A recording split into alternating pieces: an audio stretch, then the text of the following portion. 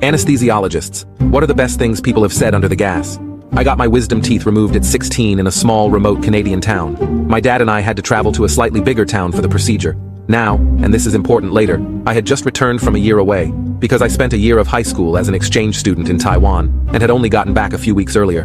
The procedure happens, nothing major goes wrong, and I wake up in a hospital room in a fair bit of pain, but mostly fine. My dad, who had driven me, came into the room, absolutely howling with laughter.